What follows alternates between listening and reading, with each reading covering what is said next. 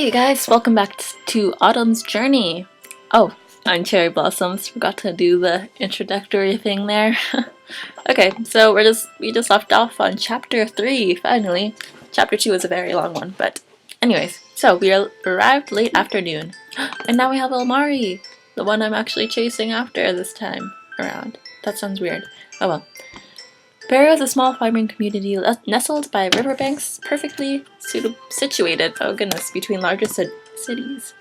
It had been, oh my gosh, this is a terrible start. It had at least 3 dozen houses, many with their own farmland and sprawling orchards beyond the river. Of course, it also had an inn for travelers, which is becoming more popular thanks to the improved roads.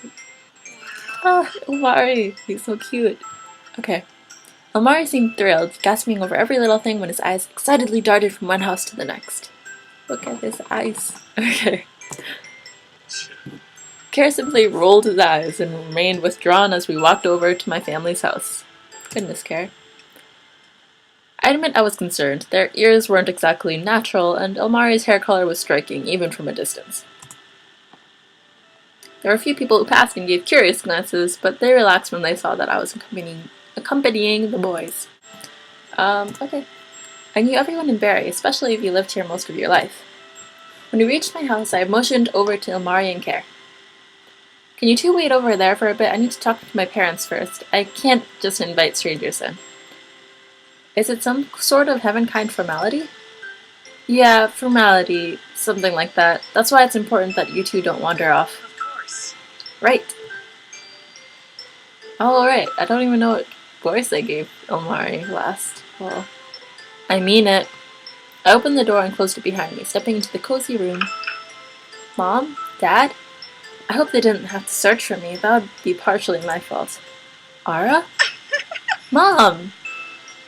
I was embraced in a tight hug. My mother worryingly checked my face before stepping back. Another voice. Where were you? Your dad got all anxious. Oh, this is the same voice. Whatever. Where were you? Your dad got all anxious, and I kept telling him that you would be alright, but when night came... I'm fine. The reason why my scouting took so long was because I bumped into 2 travelers. She pursed her lips and tapped her chin. They're not amnesiac? Nope. Any mystical-looking pendants on them? They have some simple jewelry, but no pendants. Dark and mysterious pasts? I'm pretty sure not. One is a spoiled brat, and the other seems like he would be the youngest of a dozen siblings. She sighed in relief. Good. I've had too many troublesome experiences like that. With people like that. Let them into a village and the next instant it's on fire. That's my girl. Right. Always thinking of everything. Where's Dad? I'm starving. She laughed at my carefree comment. He should be back soon. She leaned to one side, looking past me. You can let your friends in if you'd like. I turned to see Ilmari gingerly tapping the glass, then putting his hands all over it in bafflement. He looked like a performing mime. What is this? Oh wait. What is this brilliant substance? You can see beyond it, but it's a barrier. Not from around here. You could say that. Once we sat down at the table, Kara was content leaning against the wall, being sullen. I quickly explained the situation. I left out the punishment since I had a feeling Kara would get embarrassed. Here in the first place. They'll be observing our customs and looking at some of the altars we've built. That sounds wonderful. I know there's been more interaction between both races lately, but I'm out of the loop now. Mom used to be the captain of the guard for the city of Oliver, but had long since retired. She kept busy performing various protection services for travelers and merchants, patrolling Berri, and even teaching sword fighting. You are hoping to leave first thing in the morning. And walk the whole way? I glanced at Kara in the morning. I could always swim, but it's been harder to navigate in this river recently. A lot of heaven-kind activity. None of us can fly. I guess we could always hire a coachman. Actually, there's a small group of merchants heading for Oliver, and they won't leave until tomorrow afternoon. I'd initially offered my services, but if you think you can handle it... Oh, really? You mean it? I can arrange it right now. Up for the challenge? It'll be your first real job outside of Berri without me. Of course! I'll protect them to the best of my ability. She laughed at my enthusiasm and excused herself, letting the males know that they were welcome to stay overnight. I grinned and pumped a fist into the air. I'm going to be a real knight! Aww. I feel like this is my first step into real knighthood. A knighthood? Well, probably more like a mercenary. You get hired to protect people and make sure that they arrive at their destination safely. That's a good thing. That way we can go to Oliver and earn a little money. However, if I could ask my mom something later, then I'd really be a knight. I could have left for Oliver at any time, but I needed something important first. I was probably grinning like an idiot, but I didn't care. When I heard the door open, I knew that it was my dad and immediately jumped up. Mom was likely on her late patrols again and probably wouldn't be back for a while. You two are probably hungry. Is there anything you'd like to eat? Thank you. Well, I'm not open to anything. I've never tried... Oh. Well, I'm open to anything. I've never tried heaven-kind food before. Well, I'll try my best to make you something you like. Ilmari, care? He was pondering at first and then reluctantly looked up. Oh, yes? Look. Those, the one that had apple slices on it. Okay, and his apple tarts.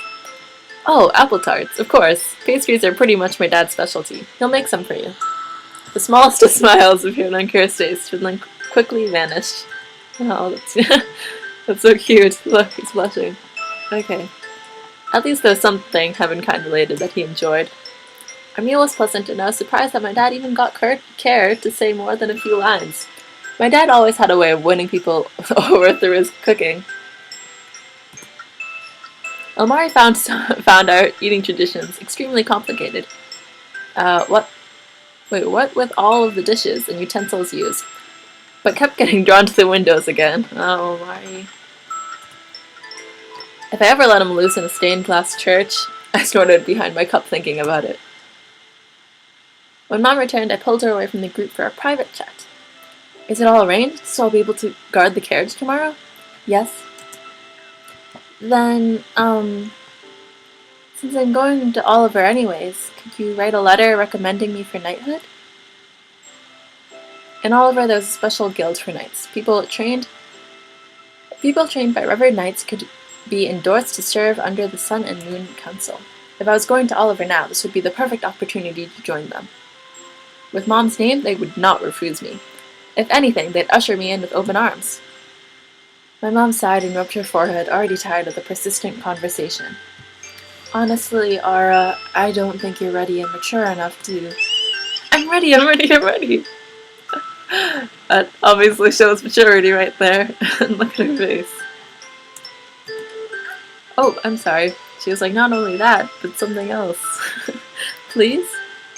She chuckled weakly, but I could tell she was firm in her decision.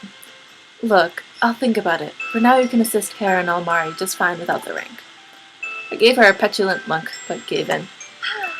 Alright. I'm glad you're at least considering it. Thanks, Mom. She's so nice about it. I returned to the others who were finishing up their meal. As I gathered the dishes, Dad glanced toward the stairs. Will you be spending the night here?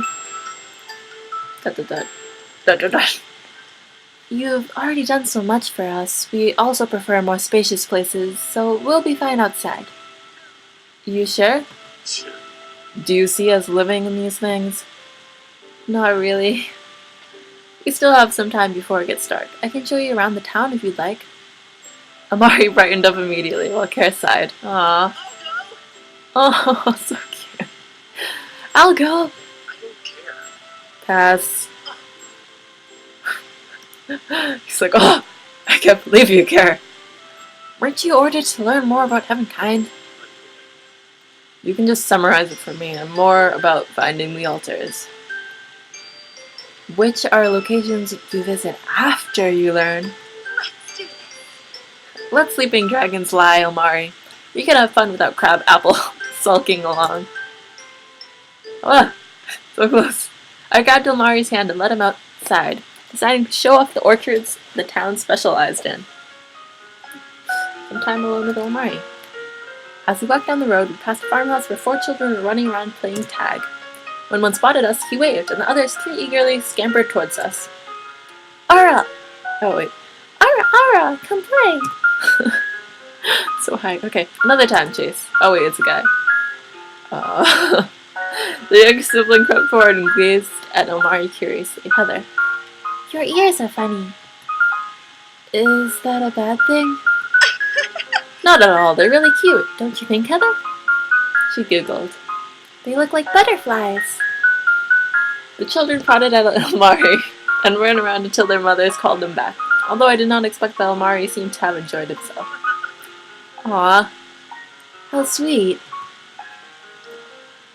They're all siblings, so they play together a lot. He blinked blankly before gasping. Siblings? They're all related? Yeah, it's not uncommon to have large families around here, although I'm an only child myself. What about you? I guess you were like the youngest of a dozen. He gave a sheepish chuckle. No, I'm an only child too. It's extremely rare for the dragon kind to have siblings. I don't think I've met one that had more than 2. He tilted his head, then glanced at me hesitantly as if pondering something. I have a question. Oh goodness.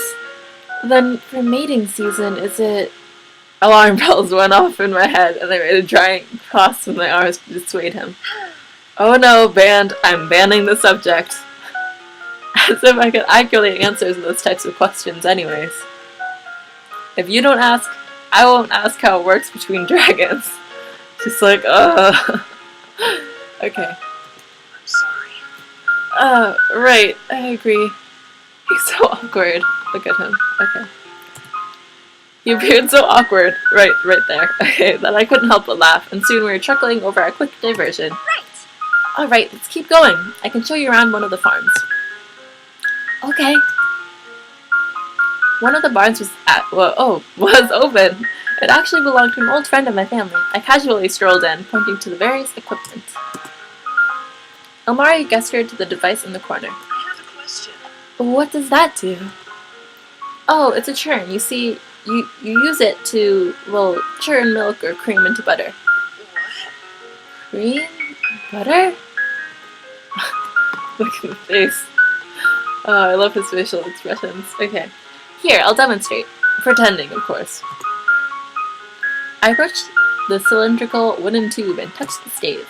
Basically, you plunge this up and down, and it'll shake the liquid, and eventually it'll turn into a solid. Milk, cream, and butter are all types of food. As I explained, the house owner entered, carrying 2 buckets filled to the brim with something. Hi, Brioni.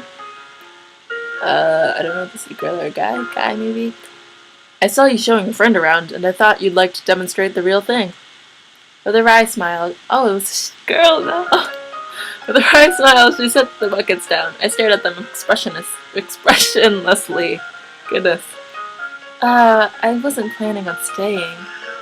Oh, goodness, Ilmari. I want to see it. Between Ilmari's persistence and my inability to decline a request from my mom's friend, I gave in. Right, I'll show you, Ilmari. Then, afterwards, you can show him how to milk cows. Oh, he's so happy. And then she's just like, no.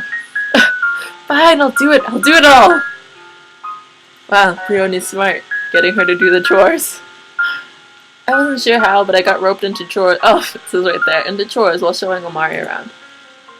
His questions were endless, and he seemed to enjoy every minute of it. That's good.